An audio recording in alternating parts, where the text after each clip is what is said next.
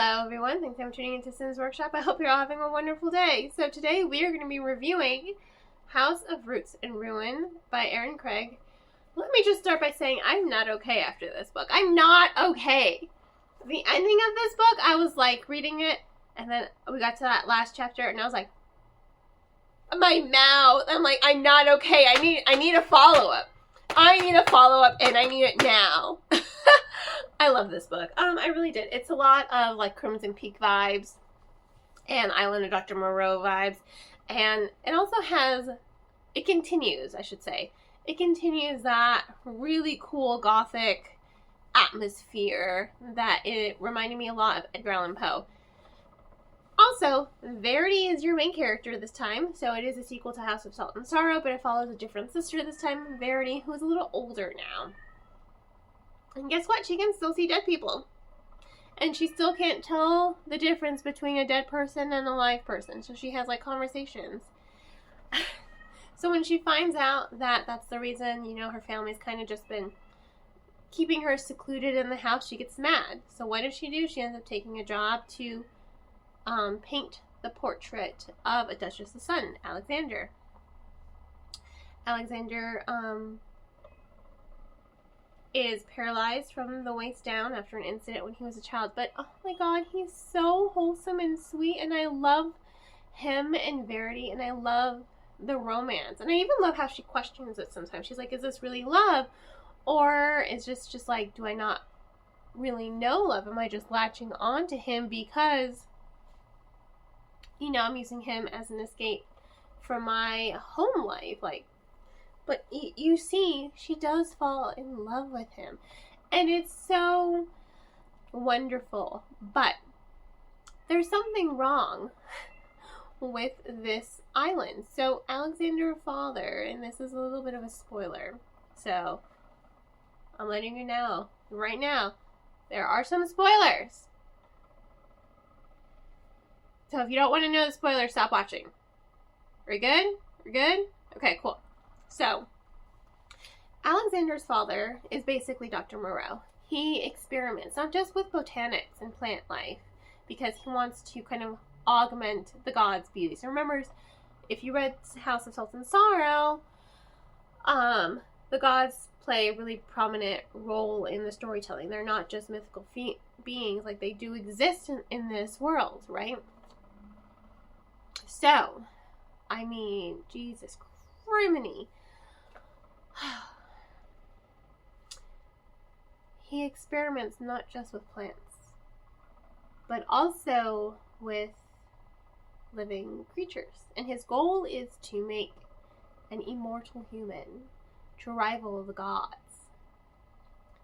He succeeded. But while he succeeded, he also kind of created a few other sociopaths, I should say. And whoa, just the whoa is, and it's just like, it's so good. It's so, it's good. I love the feel of the novel. I love that tension. I love the pacing of it. I love how it kept me at the edge of my seat. I didn't know what was going to happen next. I didn't see some of those. I didn't see any of the plot twists coming. It completely caught me off guard. And I love it when a book catches me off guard. Honestly, it's the best feeling in the world when you can't see something coming. I was just blown away. It's haunting. It's chilling. It's romantic. I mean, whoo! For me, it ticked all the right boxes, every single one. And I like how it's kind of continuing the same story as House of Salt and Sorrow, but it follows a different series. It follows a different sister. I like when there are series like that where it's like, yeah, it's the same, but it follows a completely different character. I really do like when a book series and an author decides to do that when it comes to their storytelling. Because you're already kind of familiar, so there doesn't really need to be any more world building, but now you're just getting into the crux of things, into the tension, into that atmosphere. So it was really, really, really, really, really good. I absolutely loved it. I really love this book so much. Erin Craig is just like one of my auto buys. I see she comes out with a new book, I'm like, bye. Bye. Like, take my money. That's it. I think her writing is amazing, and I think her storytelling is amazing. So, you know, maybe I'll make one of her books one of my book club picks for next month. I was kind of struggling, but not struggling anymore. So maybe small favors, because I still have to read that one. And I like that they're kind of like standalones.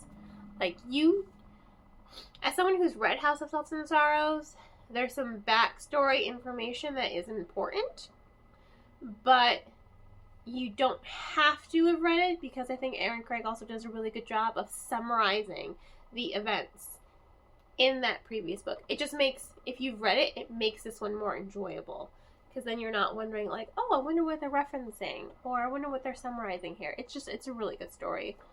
Again, if you like gothic, romance, tension, Crimson Peak, I mean, you're gonna love this book. It was excellent and so well done. So, yeah. I will, of course, include links on where you can purchase the book if you so desire in the description. Please don't forget to like, subscribe, and share with all your book-loving friends. I hope you all have a wonderful rest of your day, and as always, happy reading.